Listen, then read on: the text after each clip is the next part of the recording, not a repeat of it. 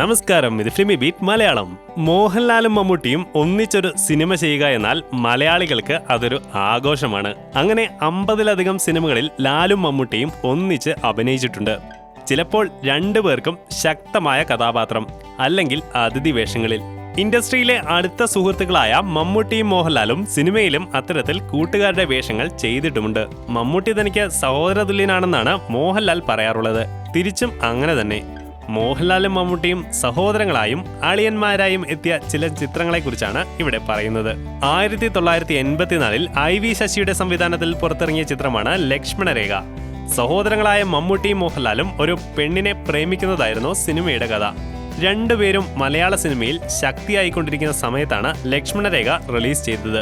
മോഹൻലാലും മമ്മൂട്ടിയും സഹോദരങ്ങളായി അഭിനയിച്ച മറ്റൊരു ചിത്രമാണ് നാണയം. 1984 ചിത്രം റിലീസ് ചെയ്തത്. 2 അച്ഛന്മാർക്കുണ്ടാകുന്ന മക്കളായിട്ടാണ് ലാലും മമ്മൂട്ടിയും എത്തുന്നത്. ചില സാഹചര്യങ്ങളെ സമ്മർദ്ദത്താൽ പിന്നീട് ഇരുവരും ശത്രുക്കളാകുന്നതാണ് നാണയത്തിന്റെ കഥ. മോഹൻലാലും മമ്മൂട്ടിയും അളിയന്മാരായി എത്തിയ ചിത്രമാണ് അവിടത്തെ പോലെ ഇവിടെയും. മാറ്റക്കല്യാണത്തിന്റെ കഥ പറഞ്ഞ സിനിമ 1985 റിലീസ് ചെയ്തത്.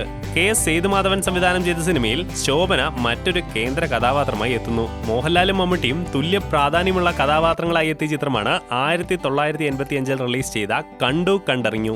1980കളിൽ ഇറങ്ങിയ ഏറ്റവും മനോഹരമായ കുടുംബകഥ പറഞ്ഞ ചിത്രത്തിൽ മോഹൻലാലും മമ്മൂട്ടിയും അളിയന്മാരായിട്ടാണ് എത്തിയത്. മമ്മൂട്ടിയെ കേന്ദ്ര കഥാപാത്രമാക്കി ഭദ്രൻ സംവിധാനം ചെയ്ത് 1986 ഇറങ്ങിയ സിനിമയാണ് പൂമുഖപ്പടിയിൽ നിന്നെയും കാത്ത്.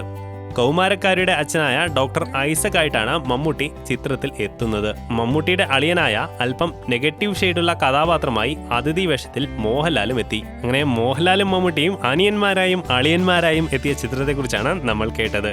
Four latest film news, like it, share it and subscribe to Filmi Beat Malayalam.